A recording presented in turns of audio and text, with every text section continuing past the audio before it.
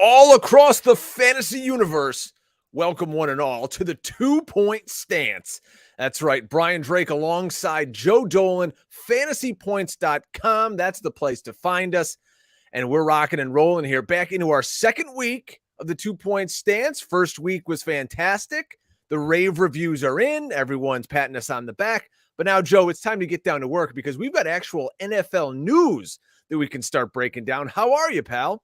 I'm doing all right, Drake. It was a fun first week, get a couple of podcasts in, and now, the off season's already started. You know, you and I, we're a couple of schmucks who are in our houses right now, but we've got feet on the ground in Mobile, Alabama. Hanson's there, Scott Barrett's there, and our guys from Fantasy Points Data, who are going to be rock stars for us this year, especially around draft time, Brett Whitefield and Chris Wecht. As a matter of fact, they're recording their Take Talk podcast live from Mobile. So if you subscribe to the Fantasy Points feed, there's no YouTube for that, but if you subscribe to the Fantasy Points podcast feed, whether Apple, Overcast, whatever, that's what I use. I use Overcast, Spotify. You're going to get all of those podcasts. So get in on the ground floor with some fantasy relevant draft takes. You know, that's kind of how we're going to isolate it. Not that you don't want to know about the defensive players, but we'll be able to keep. It's going to be more of that dynasty kind of slant. But it's a football podcast too. So I really encourage you to check out Brett and Chris doing their podcast live from Mobile. As a matter of fact, Drake, if we do a spot on Thursday this week, we'll talk about when we're going to schedule. It'd be nice to have one of those guys on as a guest, just talking Senior Bowl. I don't know how you say you're not really a draft Nick, but for you to be a competent fantasy player, Drake, you gotta at least listen to people who are. And that's really what I do is, listen, I'm a Syracuse football fan. There's no reason for me to be excited about college football ever, but I play a ton of fantasy, and obviously I talk a lot of fantasy. This is the way to get engaged, folks. It's you follow the smart folks here at fantasypoints.com. You read their work. You listen to the pods. All of a sudden, you start putting two and two together. You can make your own observations. We're not asking you to go out and break down the all-22.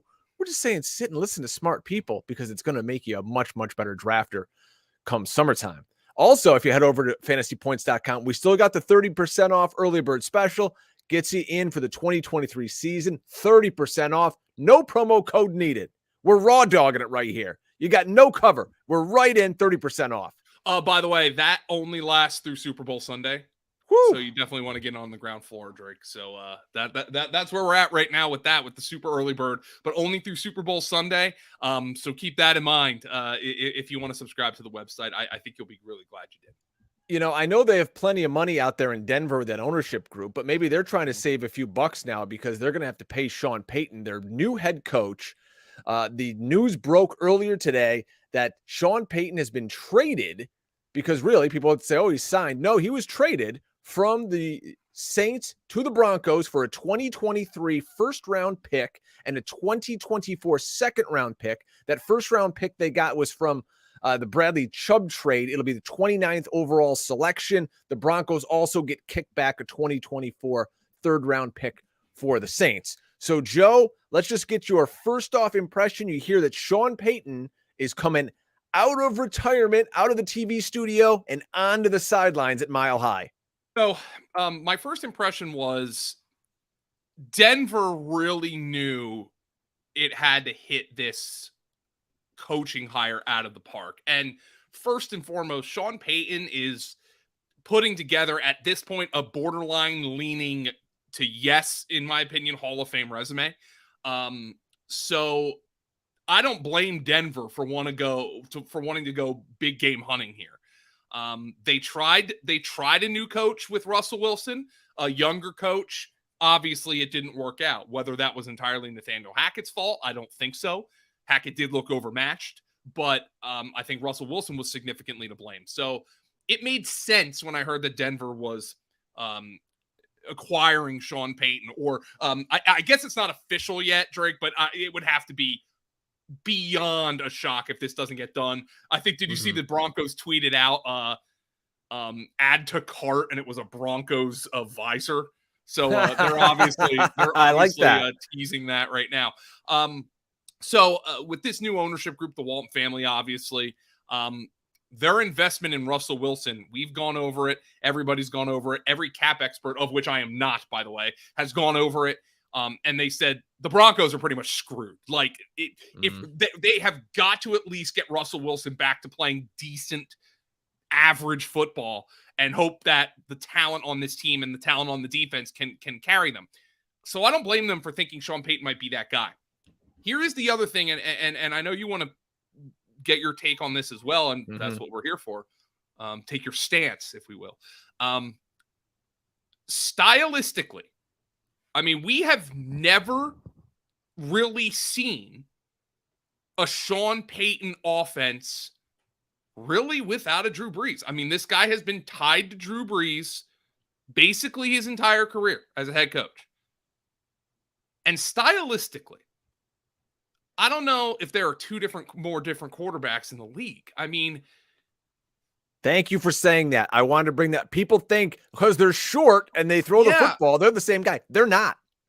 And now, very clearly, Sean Payton knows this, right? I mean, Sean Payton could have taken another year off. He could have worked a cushy TV gig. Okay. He wants to get back into coaching, and he very clearly thought this was a good fit. He didn't have to do this. But Drew Brees, yes, Drew Brees and Russell Wilson are short. Okay. That's where the similarities end. Drew Brees throughout his career, bing, bang, boom, boom, boom, boom, boom, boom, boom. Read it quick, throw it quick, get the ball out. Russell Wilson throughout his career very often has been at or near the top of leaderboards in average time to throw on the longer end. Wait for things to develop, throw the ball down the field, extend the play. And I'm just not very sure Russell Wilson is a point guard kind of quarterback. I really don't. And that's what Sean Payton has had in Drew Brees. Now, maybe Sean Payton didn't necessarily want that. I think he handpicked Drew Brees when they signed him in 2006. So I am absolutely fascinated by this marriage. I'm fascinated by the fact that the Broncos, who had to trade a cornerstone player for their team just to get a first-round pick because of the disaster that was the Wilson trade, then just traded that pick to go get Sean Payton. I'm fascinated to see what this offense looks like. I'm fascinated to see what the personnel looks like. But I understand why the Broncos did it. I'm just, from a stylistic standpoint, I am pretty confused right now. But Sean Payton, a lot smarter than I am. He obviously knows this, Drake. Like, I don't think and if he looks at Russell Wilson and is saying, man, that guy, I'm going to turn him into Drew Brees at the age of 34. I don't know what he's thinking, but I have to imagine he understands that what the case is here, and he's going to have to adjust a lot of the things that he does.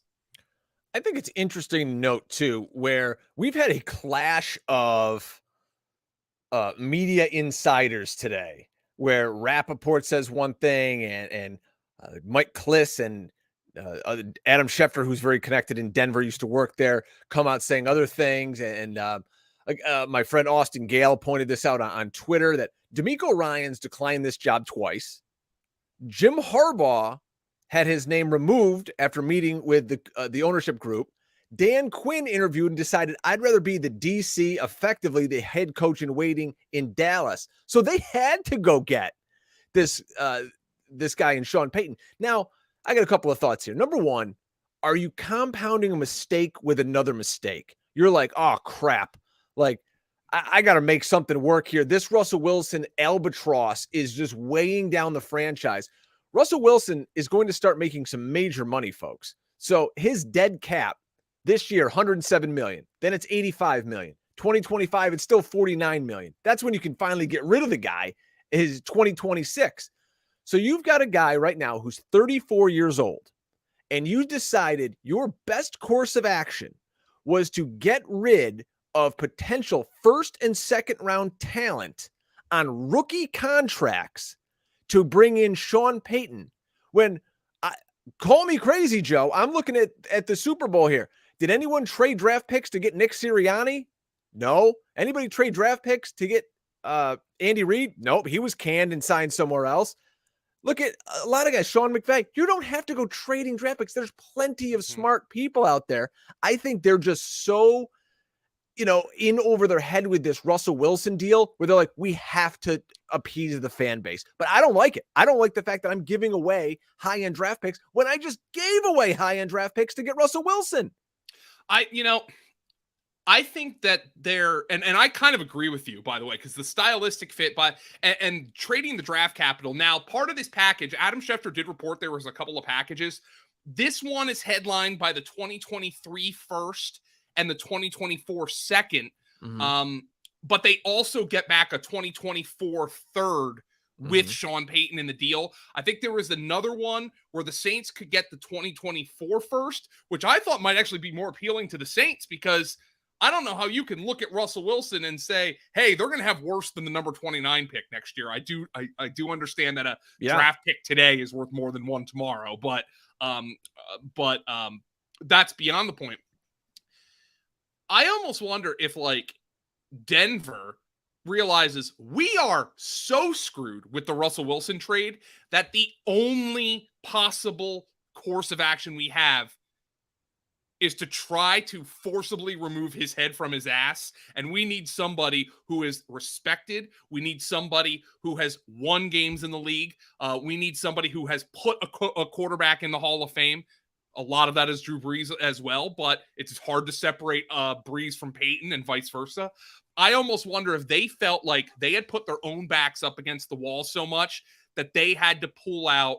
They essentially had to open the nuclear football here. They had to get the launch codes and, like, this is last case scenario. I think you saw earlier this week they moved the doomsday clock closer to midnight. The Broncos' doomsday clock was 5 seconds from midnight, okay? And they had to do something to avoid an all-out disaster, and I think that's what they're trying to do. But I kind of agree with you where this could also push them closer to disaster or push them into full-on disaster, because they still need to supplement that roster, which was, on the defensive side, good. On the offensive side, almost feel like they were kind of a little bit overrated. Like, I look at Courtland Sutton and Courtland Sutton, and you're like, well, all right, what kind of player is Courtland Sutton? I think Jerry Jeudy did some great things at the end of the year, but the idea of Jerry Jeudy's always been better than the reality of Jerry Jeudy. And I think maybe they believe that Sean Payton is the guy who's going to bring this together. They clearly believe that. We haven't seen a guy traded for a first-round pick, a coach traded for a first-round pick in forever. So I'm just fascinated by the move. I'm excited as a fan to watch it. And at the very least, this is going to make any Broncos primetime games at least a little more interesting to watch. But yeah, this is I totally understand your reticence with this trade. Like, I mean, you got this first round pick and now you're just going to trade it for Sean Payton? But maybe they figured no wide receiver, no tight end, no running back, no. How about a couple offensive linemen? That would help. But also, they might have thought no offensive lineman is going to help us get Russell Wilson back to what we thought we were getting, more so than Sean Payton. And that was probably the organizational thinking here. I can understand it. I'm also taking a lot of pause here with the rumor mill of these guys not wanting to come coach there. That just shows maybe there's a little something going on in that building. Let me spin this forward to fantasypoints.com. That's what we do. How wildly does this now send the ADPs of Broncos in best ball season and all, because Javonte Williams coming off an injury, people are still going to like him. I'm still saying Javonte Williams is going to be a second to late first round pick by the time it's all said and done. I think that's going to be insane if that injury is anywhere close to the J.K. Dobbins injury, which is what our guy Edwin Porras thought might be a possibility. But I want to see what the Broncos do in the offseason.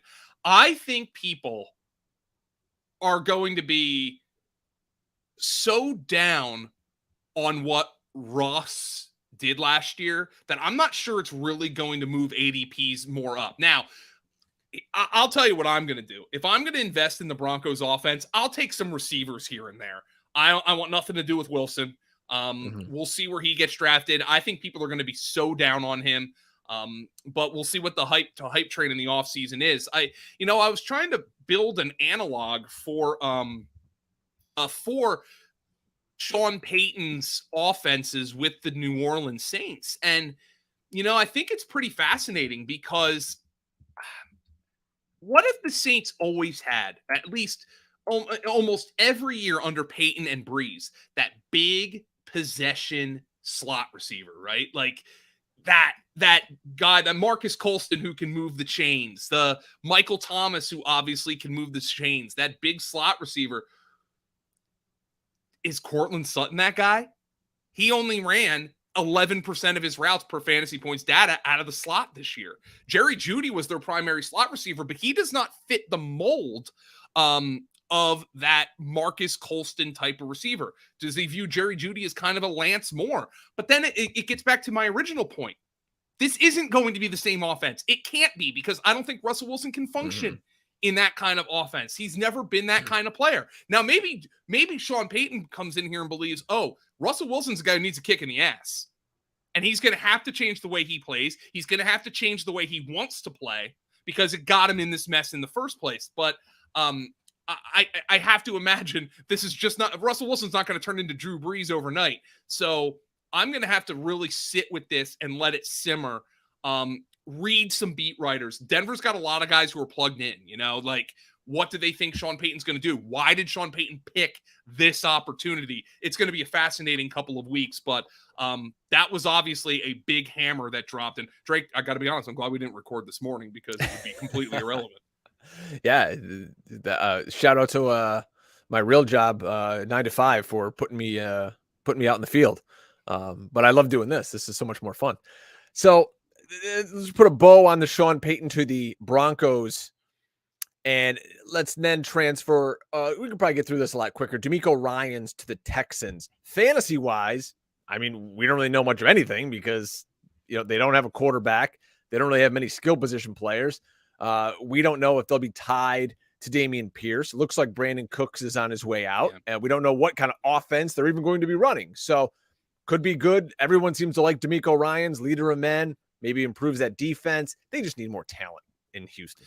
Well, the good news for them is they have the number 2 pick in the draft. They can trade back if we don't know who the quarterback's going to be. We don't know if Chicago is going to keep the first pick and take a quarterback. If Chicago keeps the first pick and doesn't take a quarterback, it will be the most absurd allocation of resources ever. You either make that pick and make a quarterback, or you trade it.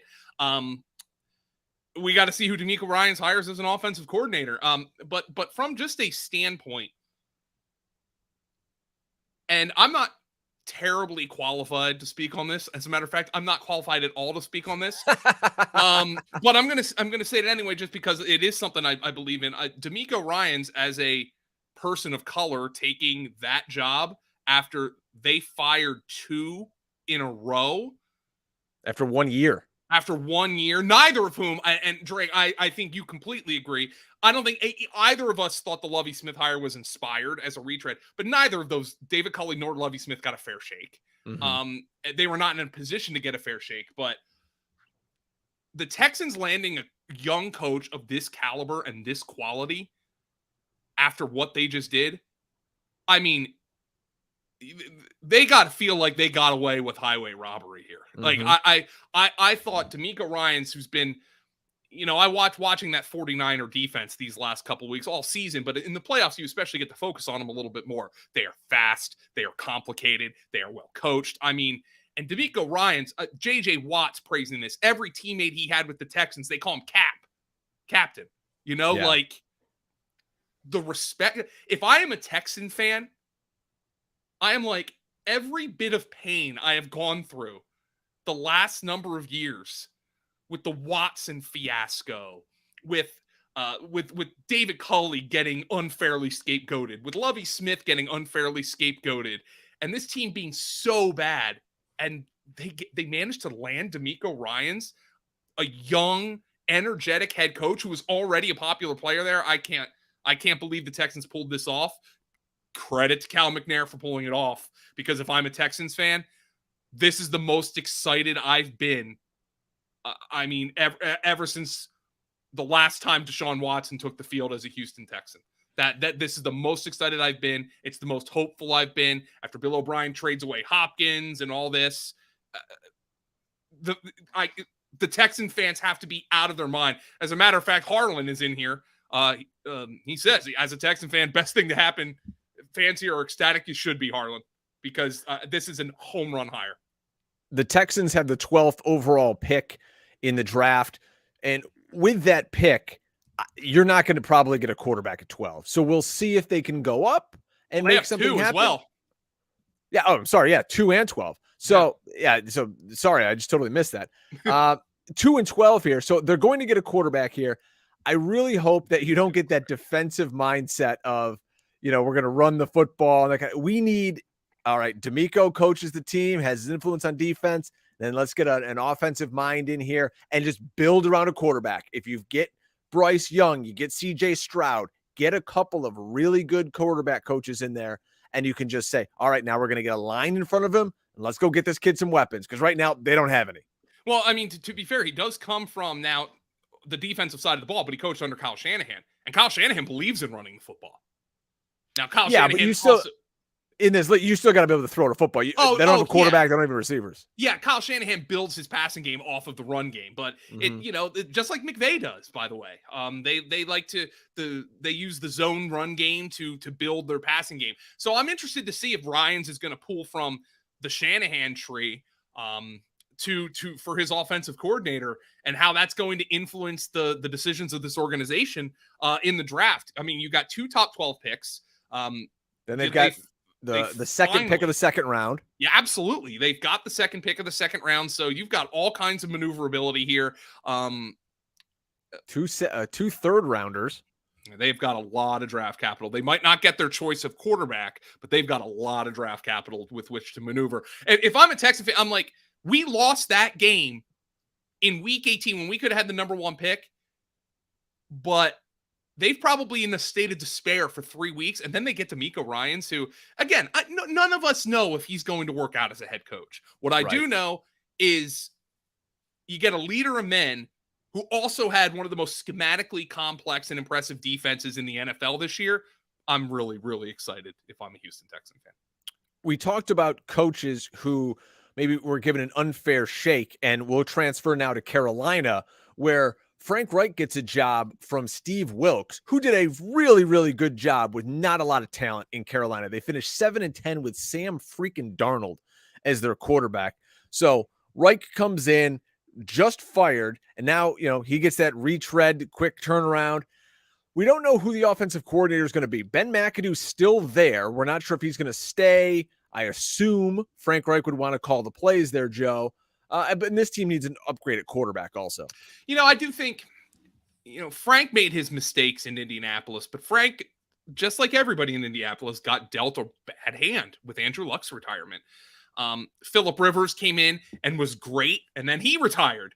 And then the Wentz thing happened, and then I mean, how much would you have put on Matt Ryan being significantly worse than Carson Wentz? I would not have put anything on it, but he was significantly worse. Ultimately, if I'm a Panthers fan, first and foremost, I do wonder why Steve Wilks didn't get that job. But I think Frank Reich is a decent football coach, and I think he's a decent man. I think he's a good football coach, and he was working for an impatient owner, and hopefully Tepper's a little more patient with Frank. We just talked about the Broncos making a huge splash, and I think DeMeco Ryans is a massive splash for the Texans. This is not a splashy hire, but Matt Rule was. At least in theory, Matt Rule was a splashy hire. And maybe Frank just comes in here, and he's an adult in the room, and he's going to instill a calmness, a culture. The thing that's tough about that, though, is Steve Wilks very clearly did that. And now you're pulling back from Steve Wilks and going to a different guy. That's going to be a tough transition, but I think Frank Reich's a decent football coach. I think he was saying a lot of things that Panthers fans wanted to hear today. I was reading some, of course, this is what I do. I go through Twitter and I go through Reddit and reading what Panthers fans were saying about Matt Rule. And they're like, Rule always felt like he was selling you something that he didn't really believe in. And, Frank Reich just doesn't sound like he's selling you anything. Frank Reich sounds like a straight man. And I think that's what maybe the Panthers fans need. The fact of the matter is, though, Frank Reich has the same exact problem in Carolina that he's had his basically entire tenure in Indianapolis. He does not have a quarterback. They pick 9th. That you're within striking distance, and they have a ton of draft capital from the Christian McCaffrey trade. So that's a team that's going to be very interesting to watch on draft day. That's going to be a team that's going to be very interesting to watch. If Lamar Jackson becomes available, maybe they franchise him or trade him. If Justin Fields becomes available. Carolina is absolutely going to be in the quarterback market. Their owner wanted to make a splash with Deshaun Watson. They were in on Deshaun Watson, and he's been in on other big-time quarterbacks, and he's never been able to land them. And Tepper's a very rich guy who likes to go out and get what he wants. It will not shock me at all if Carolina is talking to Chicago or talking to Arizona, trying to get up to one of these picks to get their hands on a quarterback. There's no way in the world they're sitting at 9. Here's what's interesting. Reading from Joseph Person, who covers the Panthers for The Athletic.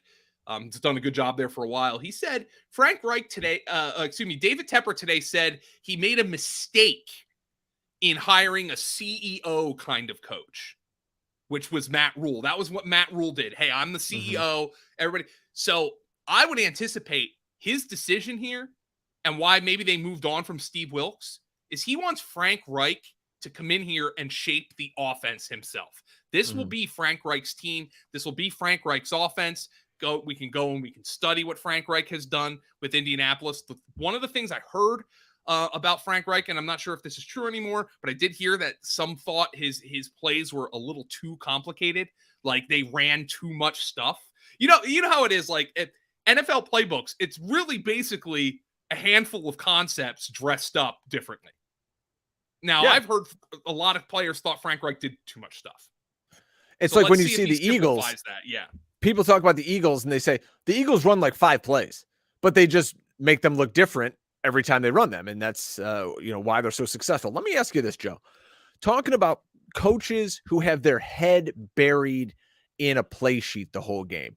This is the Mike McDaniels and the LaFleurs of the world. And that's what Frank Reich could be doing here, calling the plays. There's something to be said that these coaches have become bad in-game managers because you're not managing the game. You're constantly looking for the next play. Yeah, I don't know. You ever get a vibe on that or have a thought on the head coach calling plays? Do you like them to be maybe more hands-off like a Belichick? I think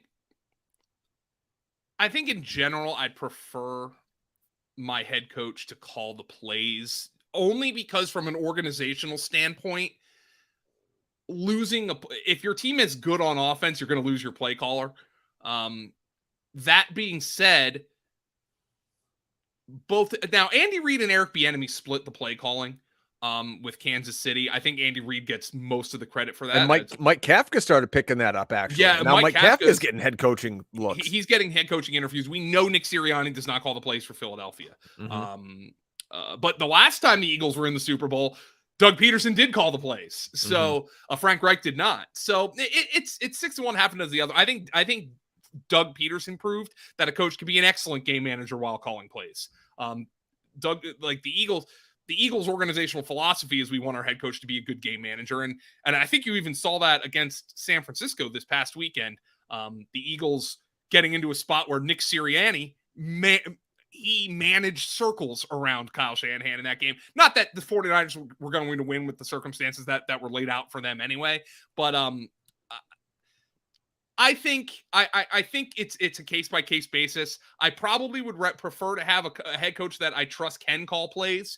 But ultimately, I mostly think there's probably like 5 really good game managers in the NFL. There's 5 terrible ones, and everybody else is just kind of mediocre.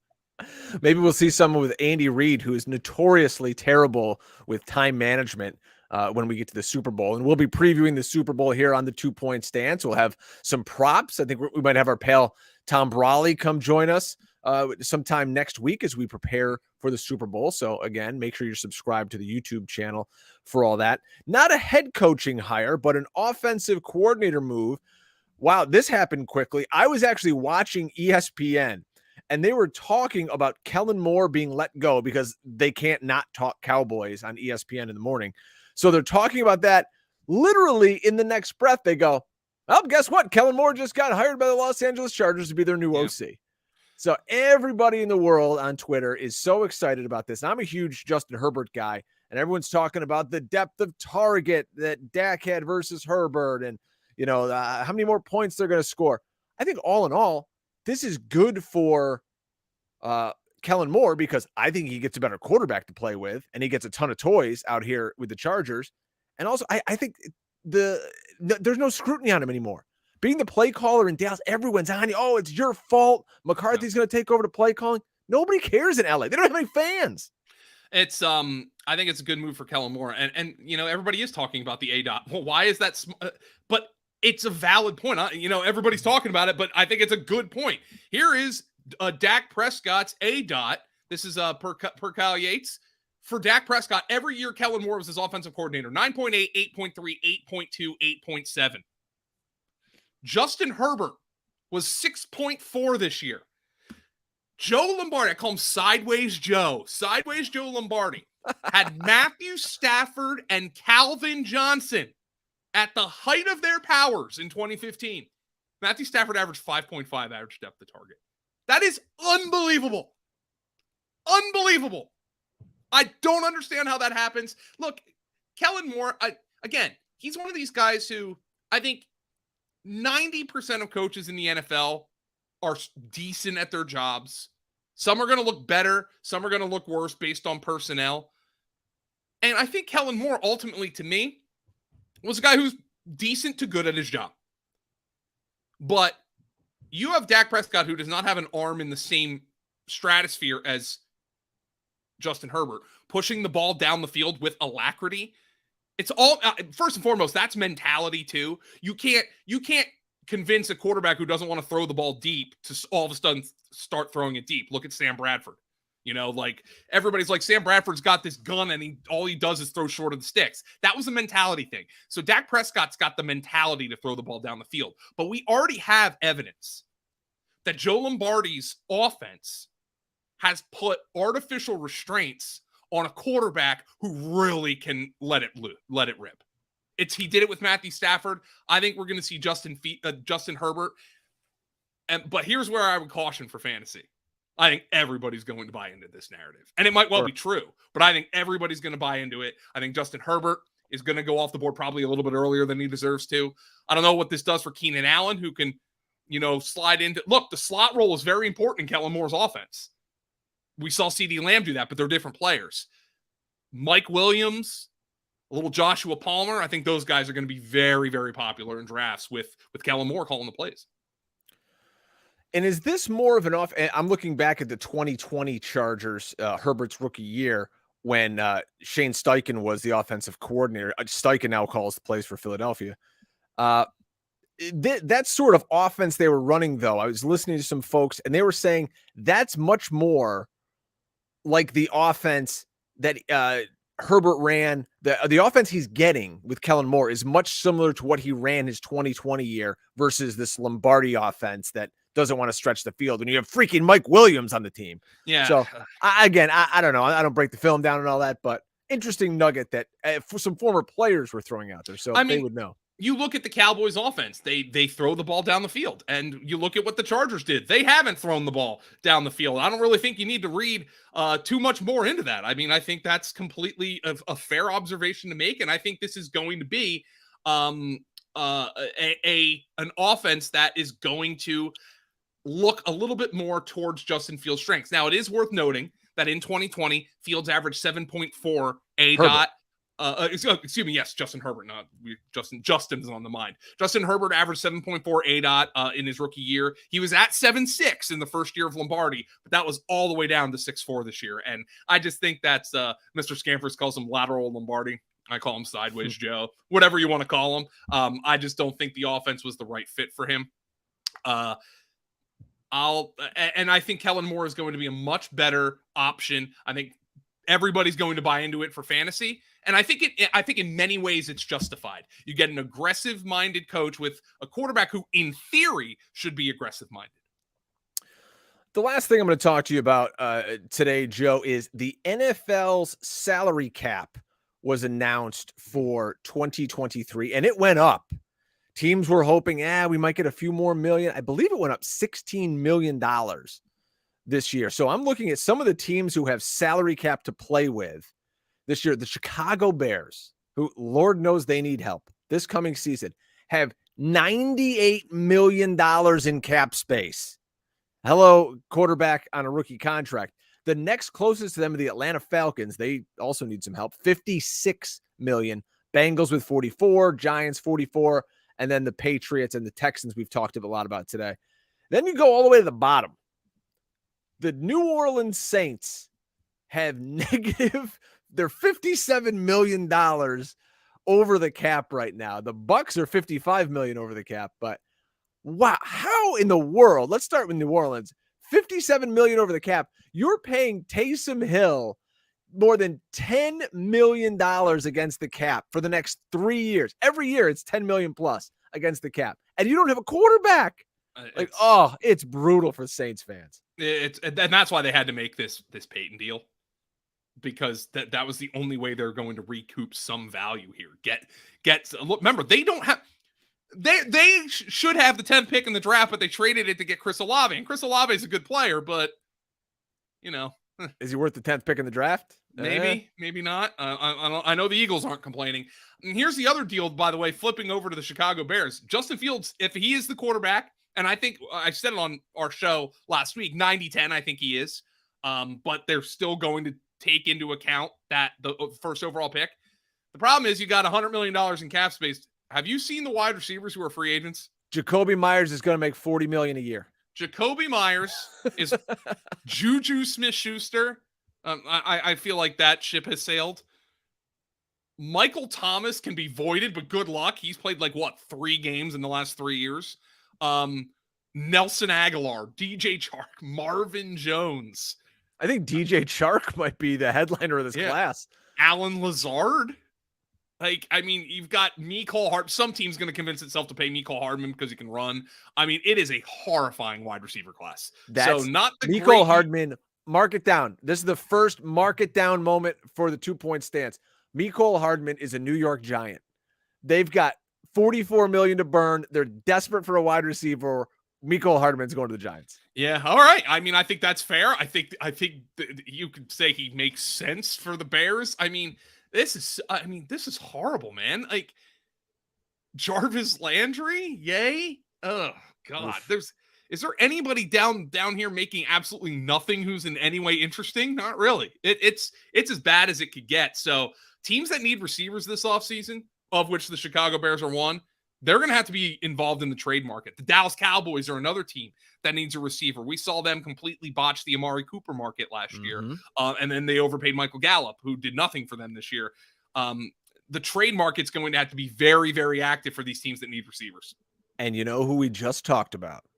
The Houston Texans. They need to rework that team, and they can dangle Brandon Cooks out there. And they could maybe get more than you'd anticipate for Brandon Cooks when teams realize what the wide receiver market this offseason looks like. They'll let him get a second-round pick for him. Yeah, but, heading into last offseason, I don't know if we thought Devontae Adams and A.J. Brown were going to get traded. So, and maybe, by the way, maybe that's why the Texans, who I thought should have traded him at the deadline, maybe that's why they held on. They're like, dude, the best free agent wide receiver is Jacoby Myers. We're going to get what we want for Brandon Cooks this offseason. So maybe it was a smart move by the Texans to play the long game with Brandon Cooks.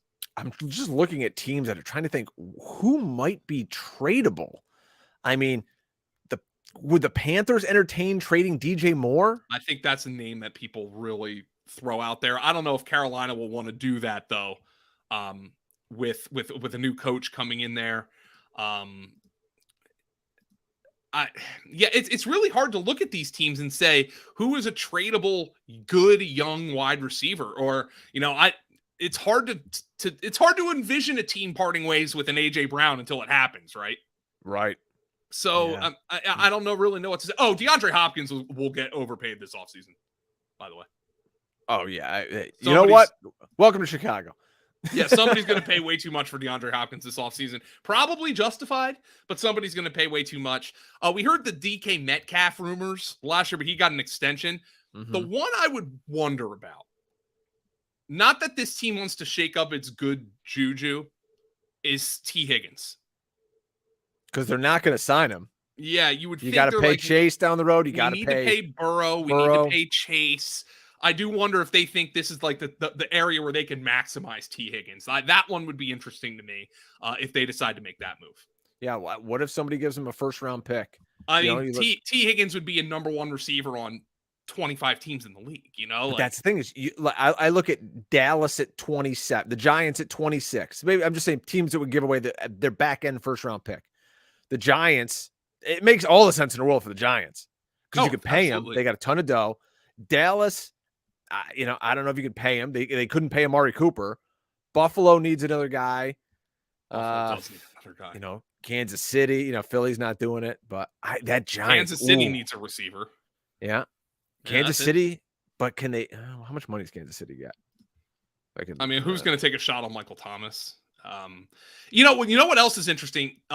Tampa Bay is in cap hell. Obviously, I think Brady's gone. I wonder if Tampa Bay just tears it down. Yeah, and trades Mike Evans. That's a good point right there. They're $55 million over the cap at this point of the Tampa Bay Buccaneers for 2023. Chris Godwin makes $20 million. He counts 23.7 against the cap. Mike Evans counts 23.6 against the cap. So wouldn't shock me at all. One of those two guys gets traded. But again, if you're the Bucs, you're starting to go to the Giants, the Chiefs. All right, you got that back end of the first round pick. Throw it our way. Yeah, I mean, Godwin, the first year of Godwin's contract was this year, though, so it doesn't seem like they'll trade him, and he's young. I feel like Evans is probably the guy they can move this offseason. I don't know where this wide receiver discussion came from, but it's been kind of fun to speculate. Could you imagine Mike Evans in Kansas City? Everyone loves to crap on Mike Evans, like, he's old, blah, blah, blah. He just runs 9 routes. Mike Evans just catching balls from Patrick Mahomes. I'd love it. It'd be fantastic. Yeah, I mean, and I think he's the kind of guy who people might, not that he's Randy Moss, because nobody is, but people might point to him as like, he's washed, you know, and then realize he gets into a fresh spot and he's got a couple of good years left in him. No question about it. We've got a lot of good years left in us here at the 2 Point Stance. We're just getting things going, folks. Joe Dolan, fantasypoints.com. Follow him on Twitter at FG_Dolan. I'm on Twitter at Drake Fantasy. The site is at Fantasy PTS. And we want you to, again, go to fantasypoints.com. Save yourself 30% off a 2023 subscription. No promo code needed. Just go, sign up. And as Joe said off the top, we've got John Hansen, Scott Barrett, all the data guys. They're down at the Senior Bowl. They're going to be doing podcasts from there. So it's going to be really fun. Wherever you get your podcasts, make sure you're subscribed to the Fantasy Points podcast feed. I'm looking forward to those shows, Joe. Oh, yeah, absolutely. As a matter of fact, I'm about to listen to Chris Wecht and Brett Whitefield's first episode. It's their they've been doing Take Talk all season, but it's from the Senior Bowl. I have Brett Whitefield's practice notes up on the website. Might have to get one of those guys in on the program on Thursday, Drake, and talk to them. Let's do it. All right, everybody. Thanks so much for hanging out with us. We'll be back Thursday, Friday. We try to get you in twice a week here on the 2 Point Stance.